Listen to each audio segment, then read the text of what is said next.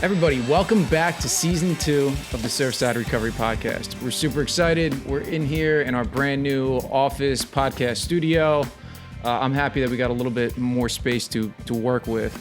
Brian has finally stopped wearing his summer shirts. Yeah, we got a recommendation where maybe we'll do this next episode when we don't have a guest, but we'll go through and we'll do like a power rankings of summer shirts to find out which one was the best one of them all.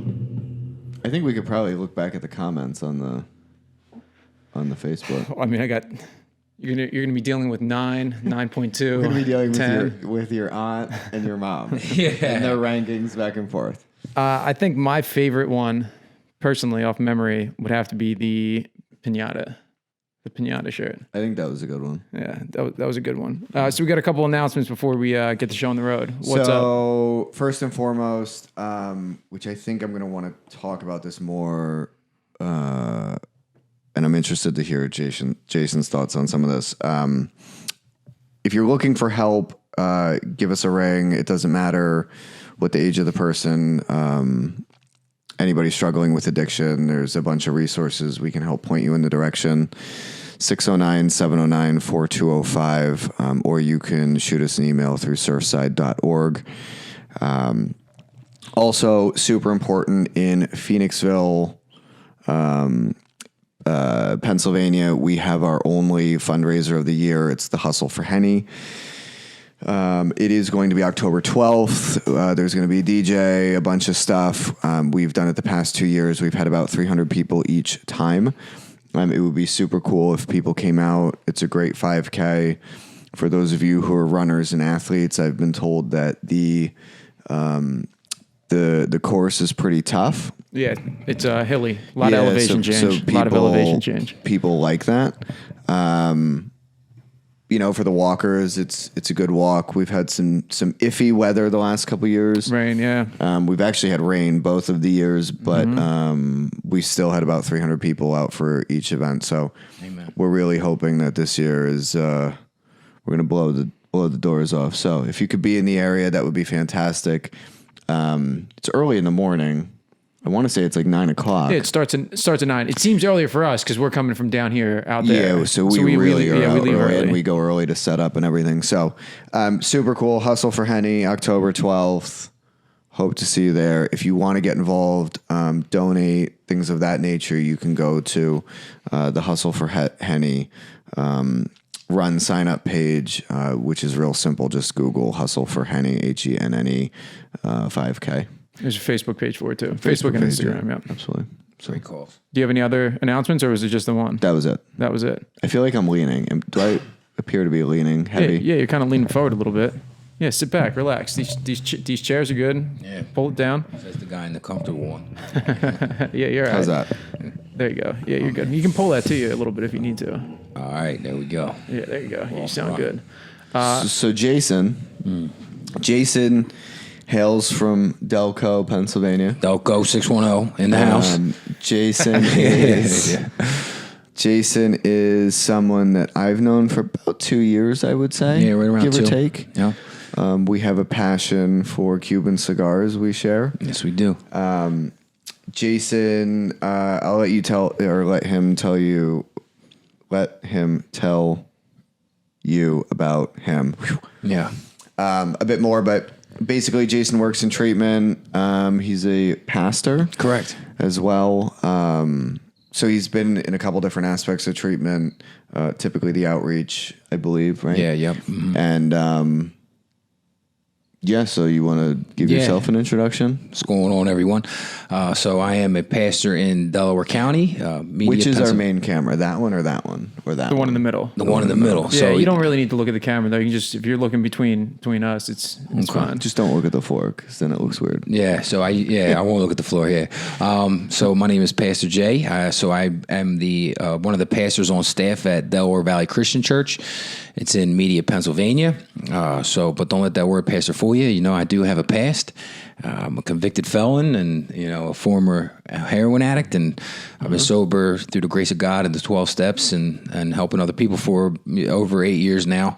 So I'm a clean and sober member of And so, I really found my solution through that. And I'm also a treatment advocate for Recovery Centers of America in Lighthouse.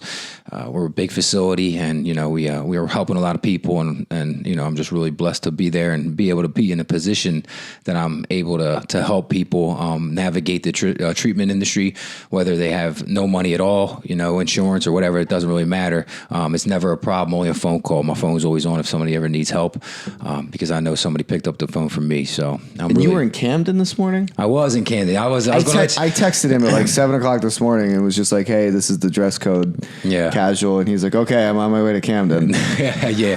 So I usually don't. I'll share it since you brought it up.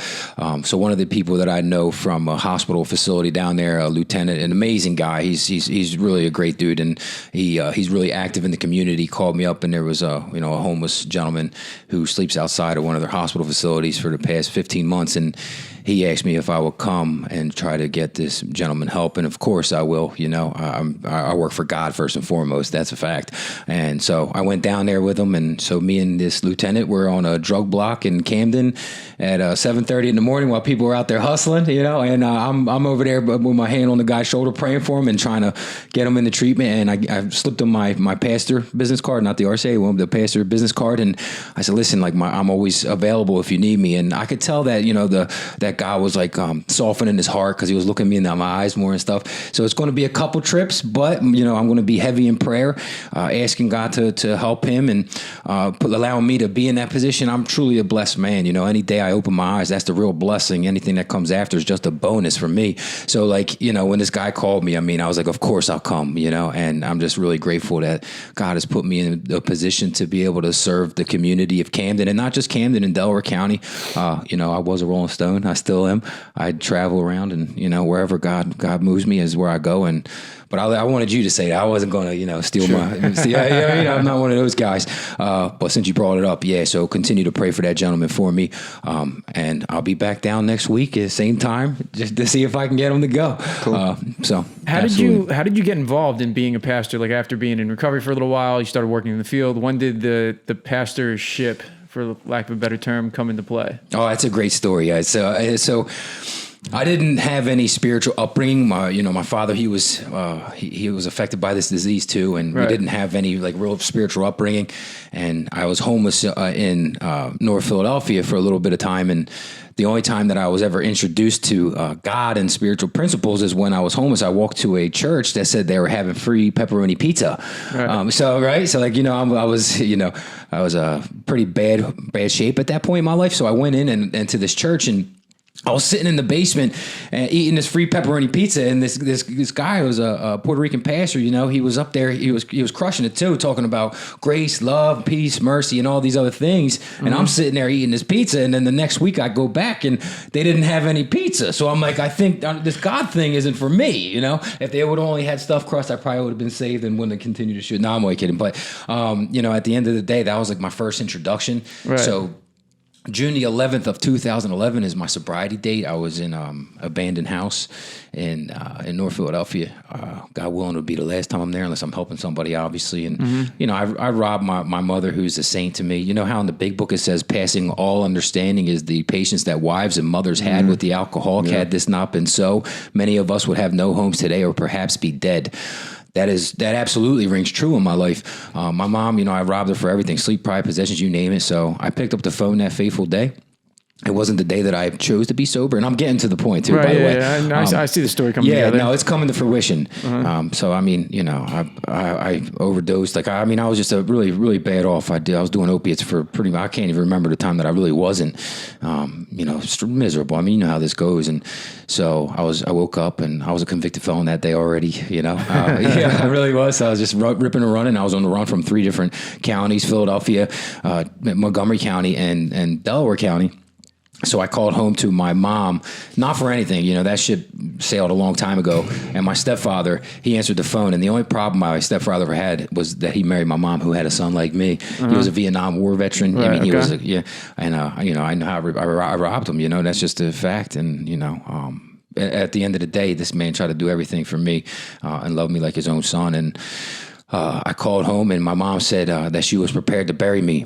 And so that wasn't the first time that she's ever said that to me, but it was the first time that I actually heard it. And my stepfather, that's why I know the smallest words of love driven by the power of God can save somebody's life, because my stepfather, he changed the course of my life forever. He said, listen, I know I'm not your dad, but I sure as heck do love you like I am.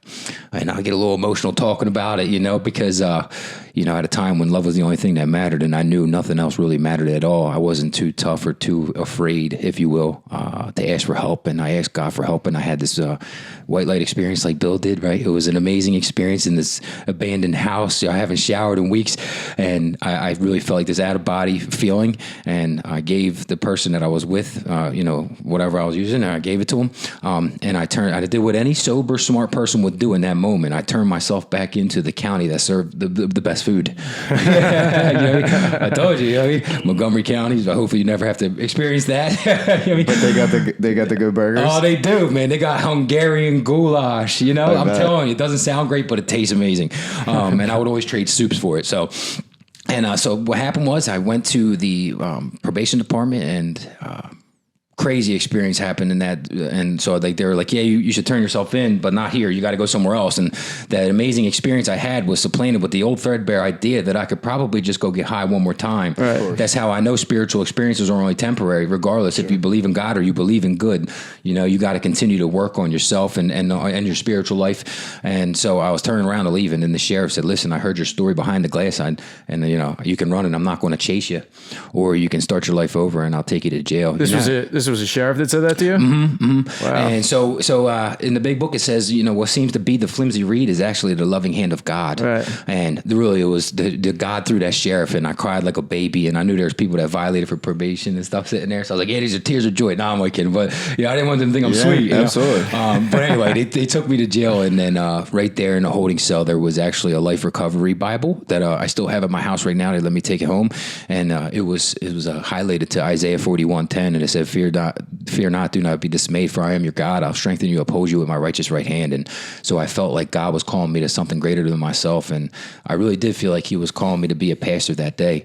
And then you fast forward, a lot of service, a lot of pain, a lot of trials, a lot of tribulations. And my wife, I'm married through recovery. My wife's in recovery. Mm-hmm. I have 2 beautiful kids. And through all this, the hustle behind it all, not a lot of people see it. And, but God does, God, that's where I get my true identity. But, you fast forward, that call came to fruition in my life, and I became the next associate pastor at my church in media. They know I'm a convicted felon. Okay. So it's not, they still chose me. But yeah, right. God uses the least extraordinary people to do the most extraordinary things. And that's just been my experience. How did what's the process like to become a pastor? Tag yourself. We're Instagram storing over here, right? It's a story. Yeah, we're Instagram storing live. We gotta interrupt. Huh? We gotta interrupt. Oh yeah, so we can put his handle in there. Yeah, so mine is the Holy Krail. I knew that. I actually knew that. Yeah, that was my buddy. He actually gave me that. Now, what were we saying? I'm sorry. What I wanted to ask was, I'm always interested. I hear a lot of people, not a lot, but I know a couple people have become pastors later on in life. Mm-hmm. A lot of people I know, either, their father was in that line of work, so that's kind of how they got into it, and that's obviously not how it happened with you. But what's the training like? Is there pastor school or something like that? Yeah, absolutely. So I'm about to finish up my bachelor's degree in pastoral studies at the end of for about March, I'll be finished.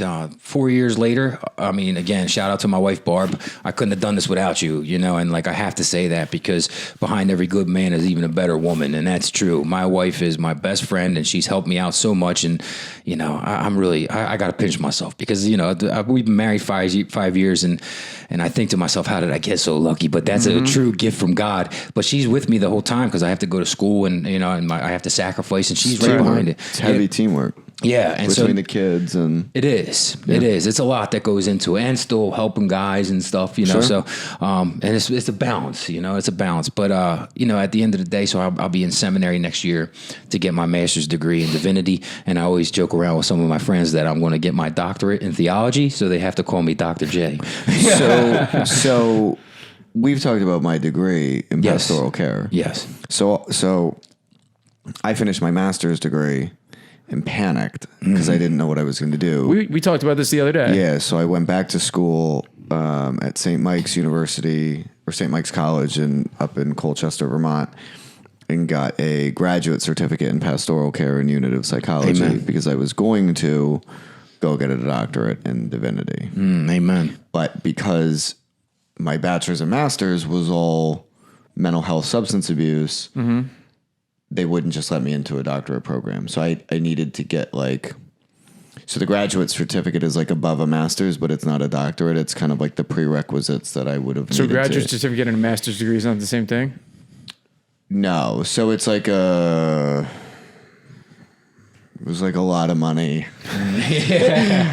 Looking back, like it was good information, but looking back, it probably was not one of my smarter moments. Spending a bunch of money to not go get a job.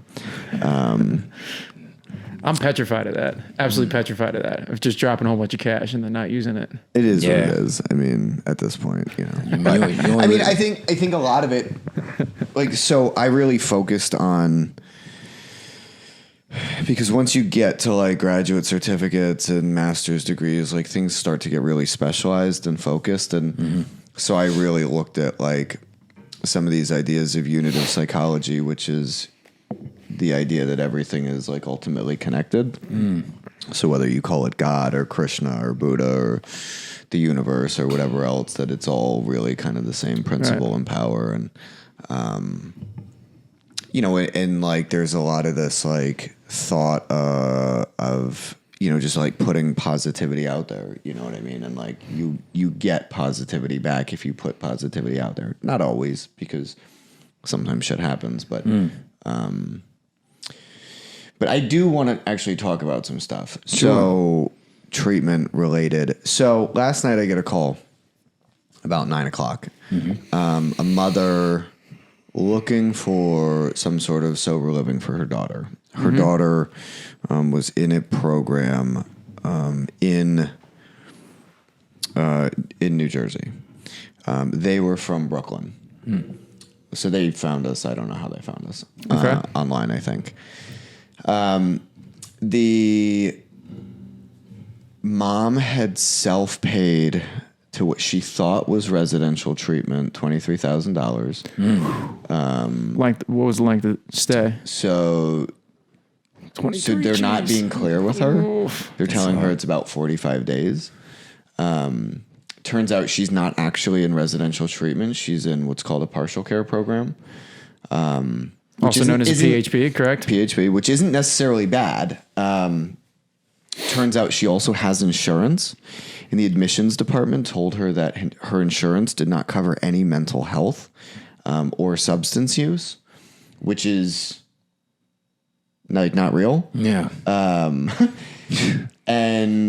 But when because the mom was in crisis, and the mom said, well, how much would it be? And they told her, and she said, okay. They dropped all conversation with insurance and brought her into this facility. So they put her in a detox for about a day and a half, and then they transferred her to this partial care program. Wow. So go ahead. No, yeah. So I mean, it seems like the possibilities were maybe her insurance wasn't covered at that place, and they still wanted to get the referral or get her in. Sure. So they took the cash. There's a couple potentials. So number one. So she told me it was a Blue Cross Blue Shield policy. So in New Jersey, and I think Pennsylvania has them, and I know New York has them, they have, it's an EPO policy that is only covered in the state. Right? That's what I had. That's what I had. So I could go anywhere in Jersey, though, pretty much. Anywhere in Jersey, pretty much in network. Yep. But you can't go out of state. So if you went to a place in Pennsylvania, you would have had to pay out of pocket. Living Grin, for some reason. Correct. It was also in network, though.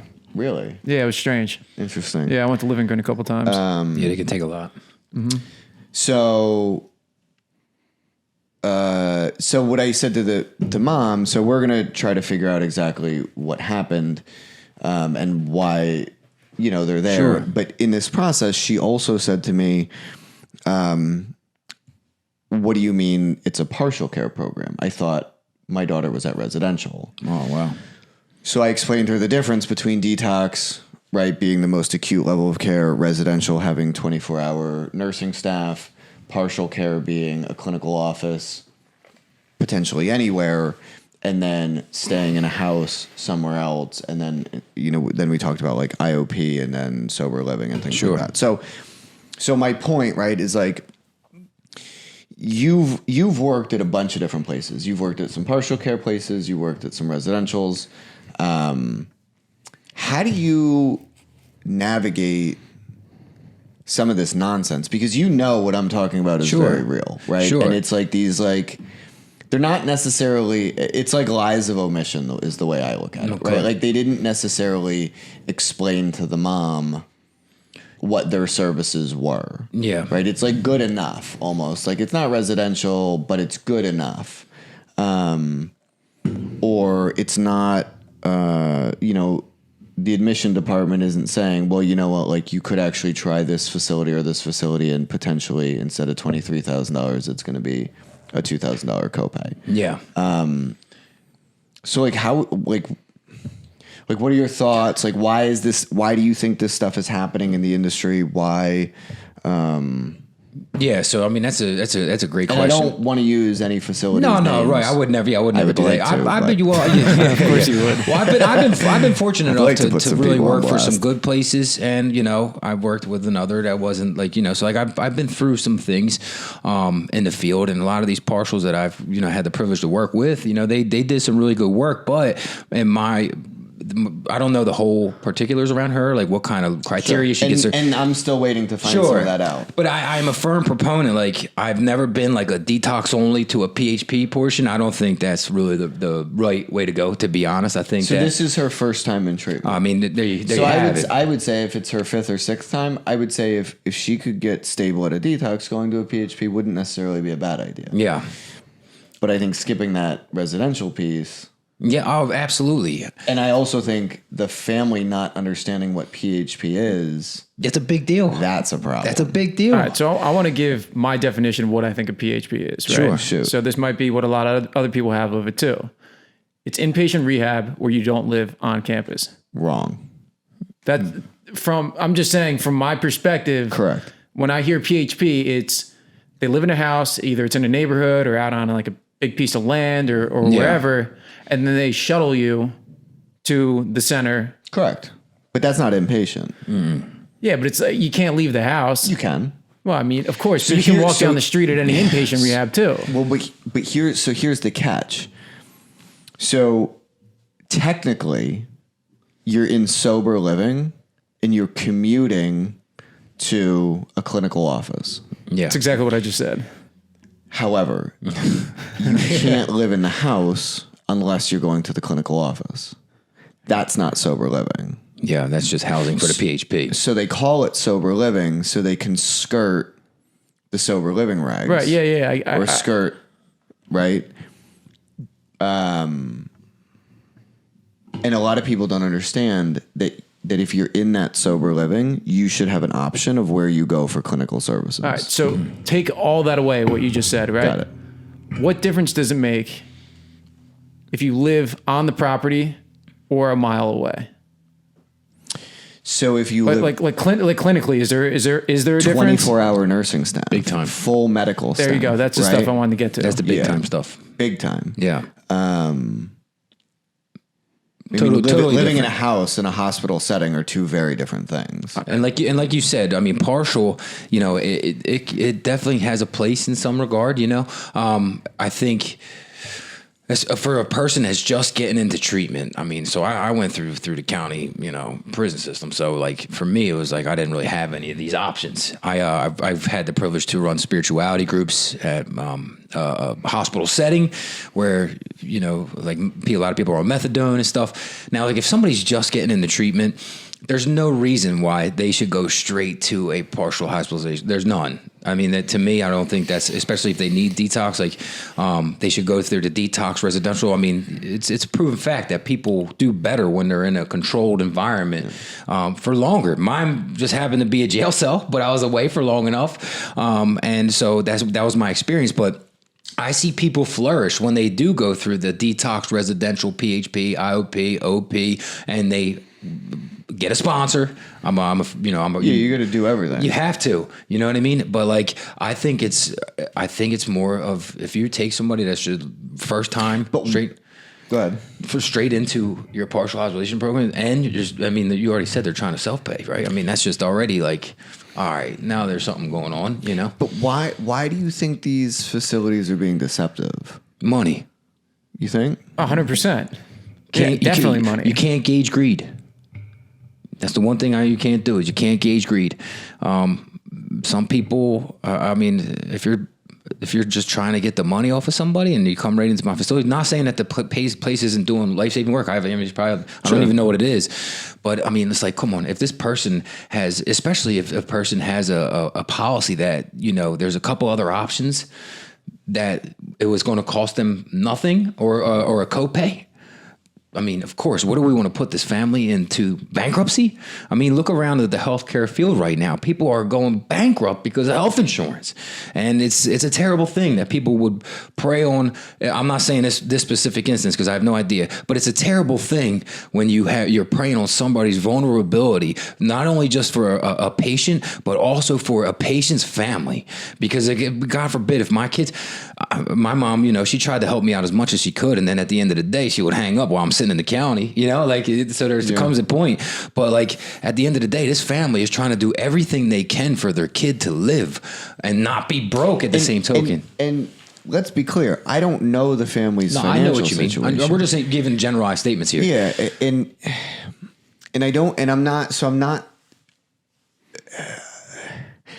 my concern is that there's too many services and too many unqualified professionals. Yeah. Working in admissions departments. Like, I wouldn't be surprised if whoever they were talking to on the phone didn't even know, right? Like, saw that the insurance wasn't going to cover and was just like, didn't even know to say like, oh, well, you might have other options. Yeah. Right. It's why I always say, you know, during our podcast and talk to families, like, if you need help, call us. 'Cause we always give a couple options, and we may strongly, you know, nudge a family towards one or the other.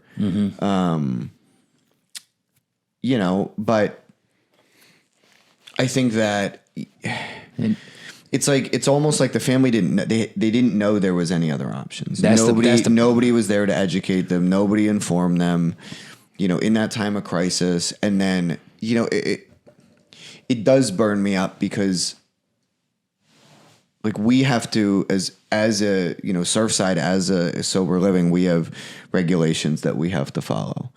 And I mean, just before this, I was dealing with the DCA down at the houses. It's not a problem, but they like to show up and they want to like ask our residents questions, and I think they should be asking me the questions. And, you know, and like I said to the guy on the phone, I was like, these guys live here. This is their home. Like, you can't just like relax, walk in the door and start badgering people. Like, that's not okay. For sure. But when a service is saying they're a residential like program, which is kind of what you said, Brian, it's inpatient, but you don't live there. But you don't live there. It's inpatient, but you don't live there. Right. So it becomes deceptive where you don't actually understand.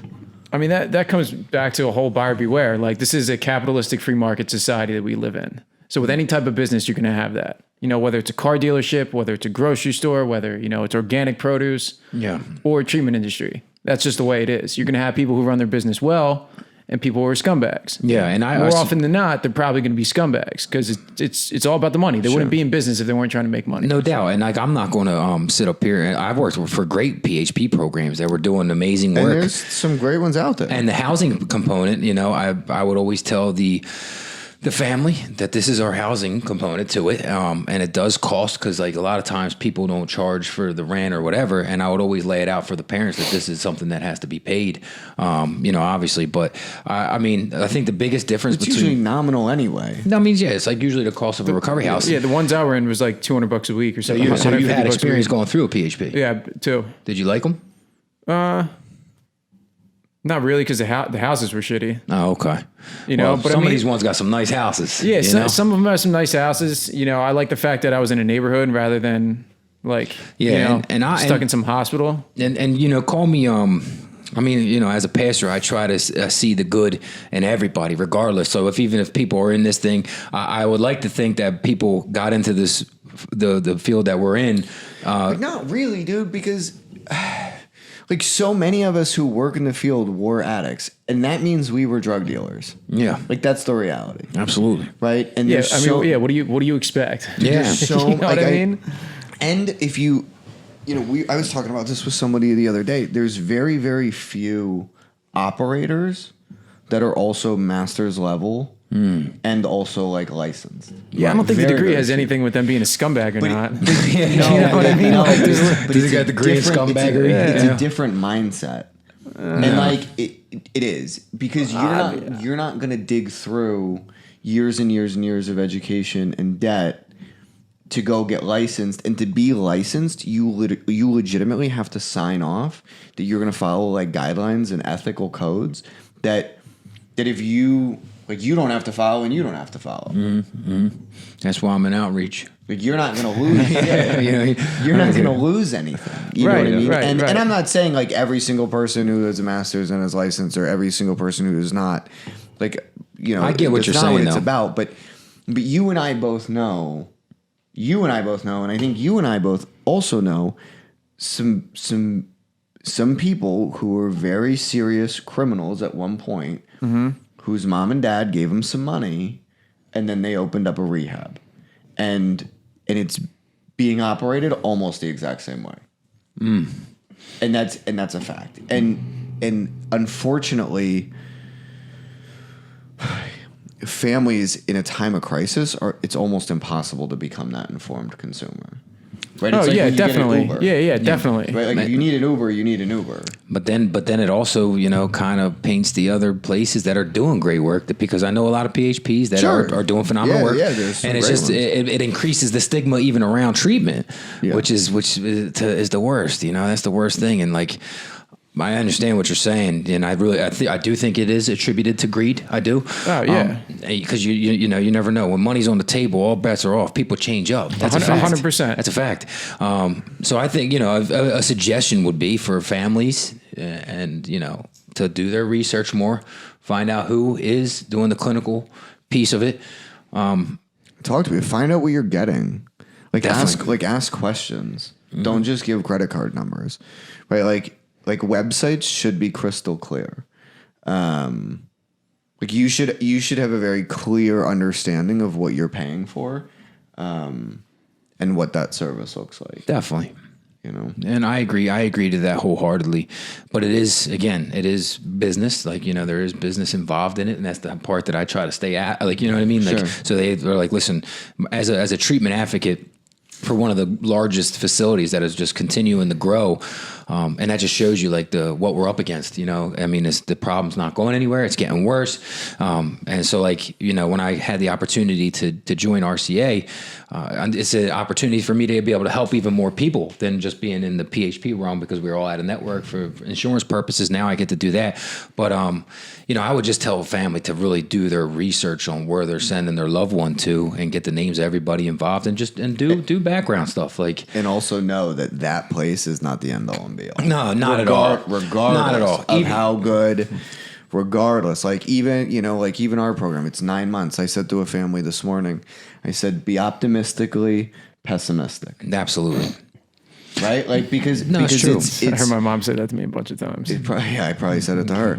It's one of these things where like you can't, I mean, we've all known people with like multiple years sober slip up, Absolutely. What I mean? And so it's like this idea, and I think that's the right, like that's it. Like family, and I'm the guy getting these calls and talking to these families. So it's like, it happens fairly regularly. This one was a little bit different, but it's like the family is under the impression in circumstances like this that like this program is going to save their kid, that this is going to be it, and they're going to go to treatment and they're going to get treated and then be okay. And the reality of it is there's so much work to be done. Absolutely. You know, like, and I say it to a lot of families when they're considering sending their kids to Surfside. Like, this may not be it. Like the email I sent this morning to a family, and their son is in our program. I said, your son may legitimately hit a snag in the road a year or 2 years out, and that may be a gut check that he needs. He may need that. You know, and I don't know. That's the reality. It is, and I mean, it's so true that's just like the beginning. You know what I mean? So Even to just scramble in crisis without becoming informed is the problem, and it's like why we want to do this podcast. It's one of the reasons I want to do it. I would like to sit here and just talk about CrossFit and how Brian is still actively going to CrossFit. Amen. Amen. On the regular this morning. He's not getting any bigger. I'm getting bigger. That's what he said as well. I'm getting bigger. Almost threw up today. You said it 4 times. You know, but like the reality of it is like people got to get informed, and you know, and if you find this podcast valuable, please share it with others. And Well, shout out to all the good PHPs that are doing good. Absolutely. And like you said, man, I mean, it doesn't matter where you go. Yeah. That's a true story. I mean, I went through, like I said, I didn't have insurance and all that stuff when I was younger. I guess I was under my mom's policy for a little bit. I don't know. I don't remember.